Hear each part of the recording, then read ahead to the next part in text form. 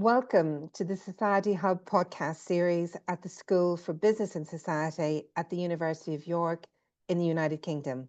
Today we are continuing our mini-series, Much Ado About Theatre, Acting and Education at University Level.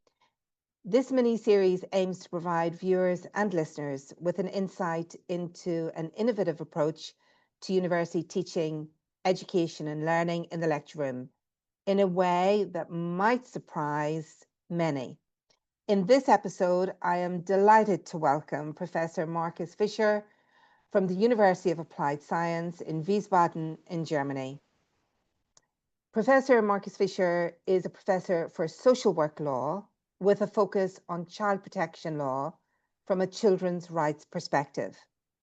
As part of his expertise in the field, Professor Fischer also adopts a theatre performance approach within the lecture room to enhance student learning of how social work law is applied in practice within a legal framework. In this podcast, he discusses his innovative approach to university education and learning in the field of social work and child protection. Professor Fischer, welcome. It's really great to have you with us. Well, thank you, Sinead. Thank you that I can be here. And well, I'm a professor for social work from Germany, from the Hochschule RheinMain in Wiesbaden. Well, and I'm glad to be here, by the podcast. Wonderful. It's really great to have you with us. We feel very privileged to have you speaking today. So thank you very much, Markus. Markus, it might help our listeners and viewers to know that we have begun this professional academic collaboration through the School of Social Science, Education and Social Work at Queen's University in Belfast, where we've both presented at the school's 2025 conference at Queen's University Belfast. And we were both presenting on our various research dimensions. So that was really interesting. I think it's important for us to just share with our listening viewers where we started this collaboration. Moving on to our first question, if I may, Markus, viewers and listeners would be aware that theatre and acting forms part of the curriculum of many universities around the world, but normally those courses sit within the arts and humanities faculty, where there tends to be a range of degrees on offer for those wishing to pursue a career in theatre and acting. But perhaps less well known to our listeners and viewers is the fact that theatre and acting are also used in the lecture room to enhance student learning, such as HR, human resources, business education through my own work and research, but also in the important field of social work and child protection law, which is your field of research and expertise. As a starting point, can you tell us why you felt it was important to bring theatre performance to the lecture room in a social work module? Well, yes, I can do, Sinead. I like theater. And well, it's a different situation for students who have to be active instead of listening to a lecture. Theater methods provide space where students can act authentically and freely. They can improvise in real life situations for learning law.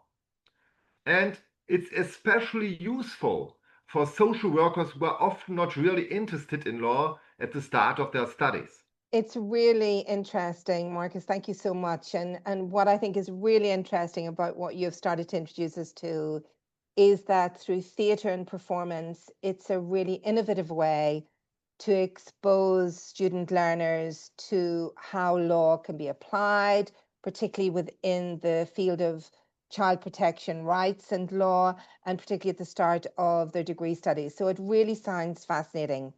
Can you say a little more about how the complexities and legal matters of child protection law lend themselves to acting as a teaching mechanism in your lecture room, please? Well, child protection law as a part of social work law is very important for social workers when they work with children.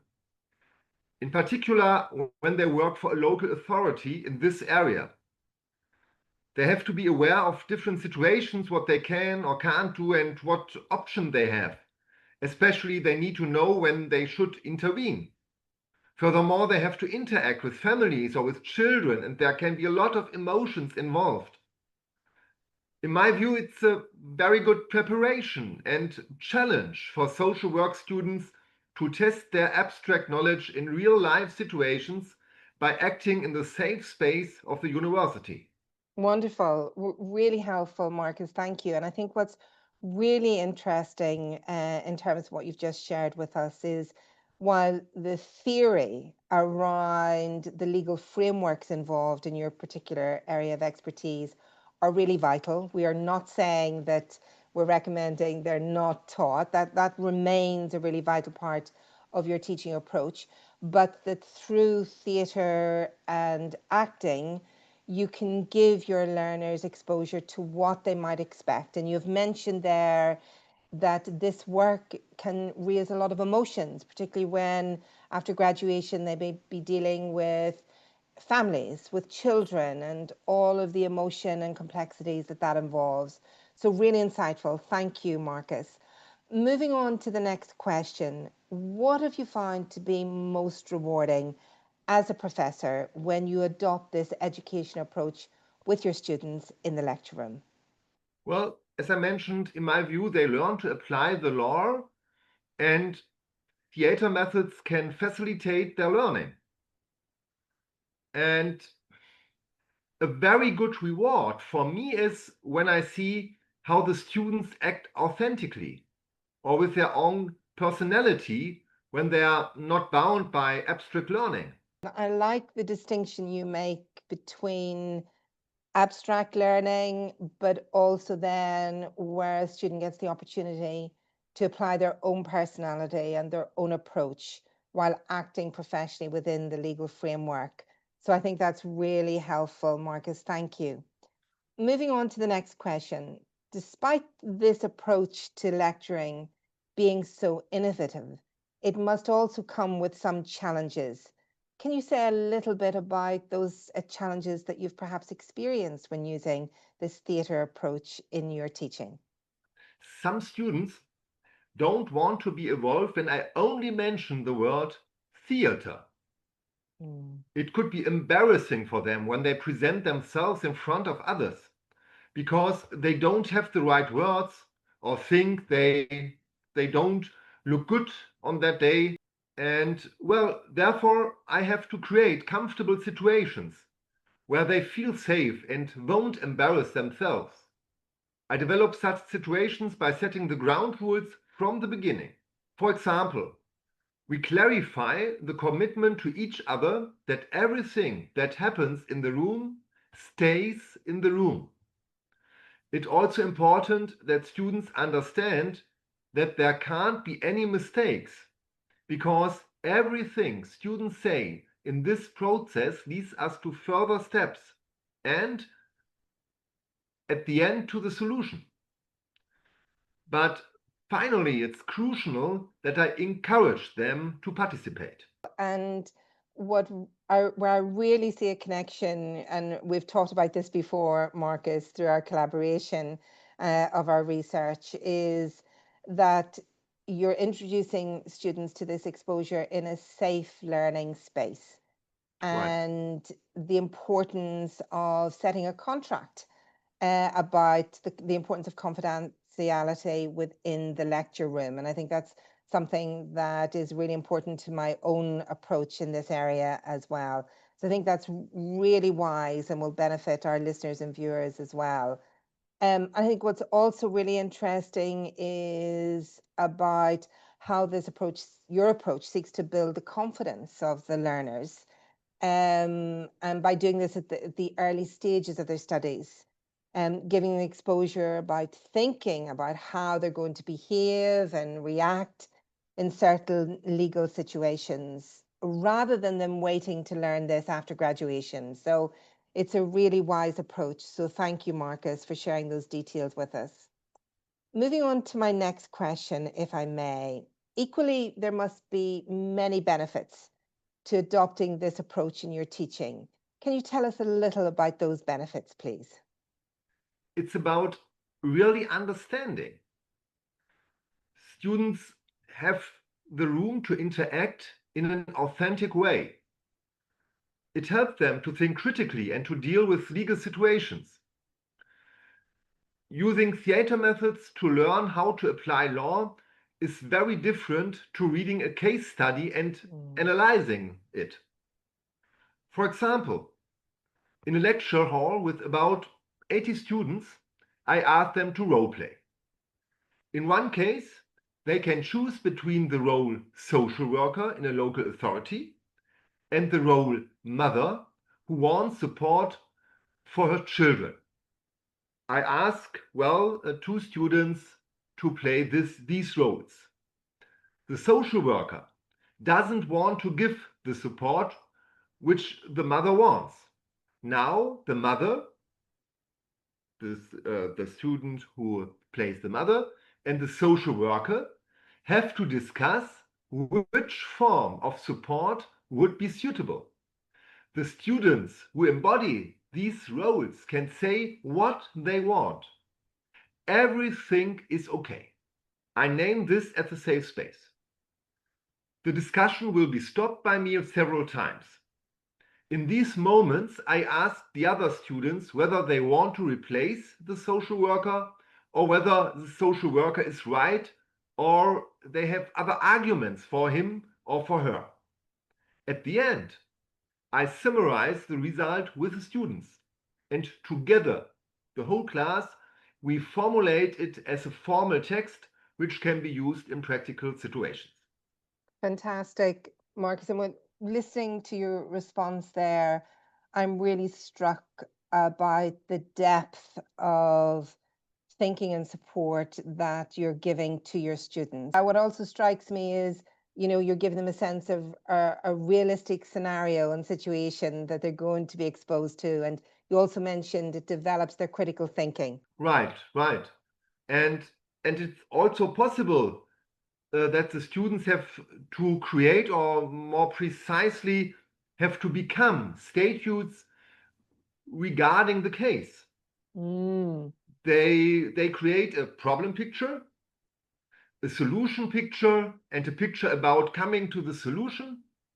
Afterwards, I discuss the pictures with the students, and finally, it is possible to put the theater findings as a formal solution, as I've already mentioned. And these examples are inspired by Augusto Boal, who was a Brazilian theater maker who developed the theater of the oppressed. Excellent, really. And the work of Augusto Boal is really fantastic and something as well that we share in common. But yeah, and I really like what you've just said about how the theatre work in the lecture room when the students are exposed to these situations helps to build towards more detailed pictures of the problem as well as the solution. So that's really fascinating and a really innovative approach to your teaching approach as well. So thank you, Markus. Moving on to the next question. In terms of the learning that you have observed the students take from the theatre experience for the future, what can you tell our listeners and viewers? The students learn how they can act in the future when they are social workers.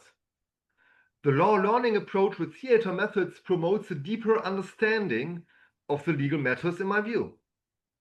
And that's really fantastic. And I think back to what we were saying earlier is that it's giving students a more detailed grounding in legal frameworks and giving them a better sense of the reality of the work they're going to be required to do after graduation. So that's really helpful and really insightful observation as well, Markus. Thank you.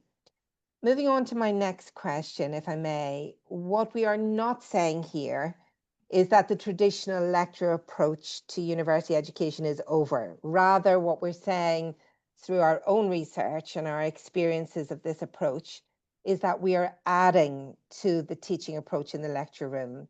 So can I ask you, Markus, in what ways would you say this approach to teaching at university differs from the traditional lecture approach most people might be used to? Well, learning by theater methods instead of only listening and maybe answering the lecturer is learning by doing and provides the possibility to understand the law deeply.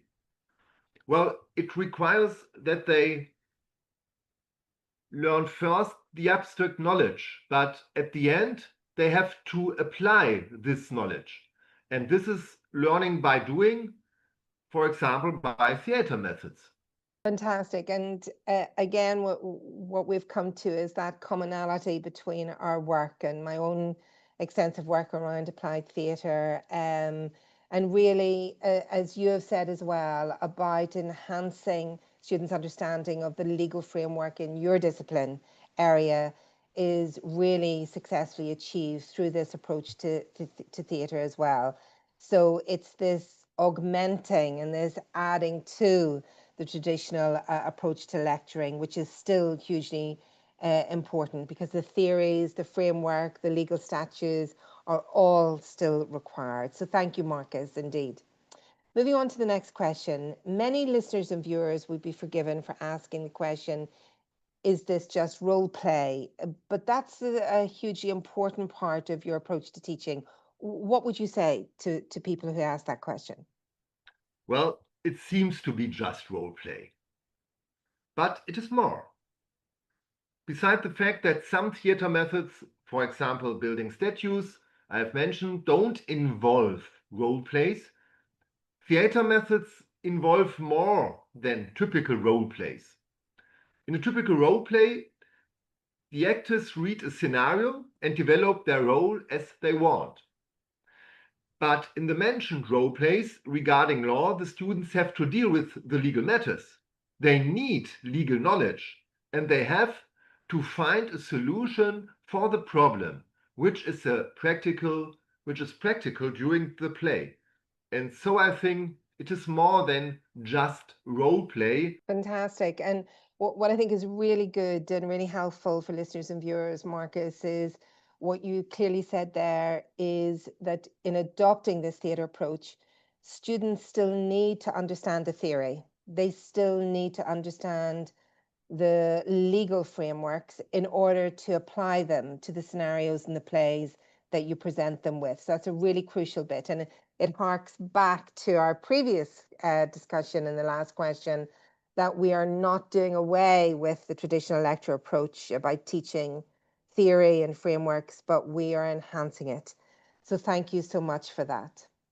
Moving on, there will be a lot of listeners and viewers who are currently making their applications to universities or who perhaps are currently receiving offers from universities across the United Kingdom, in Germany and globally for the coming academic year. Do you have any words of encouragement for them in terms of looking out for teaching approaches within the universities that they are applying for and not thinking just about the degree type? What might you say to them to encourage them?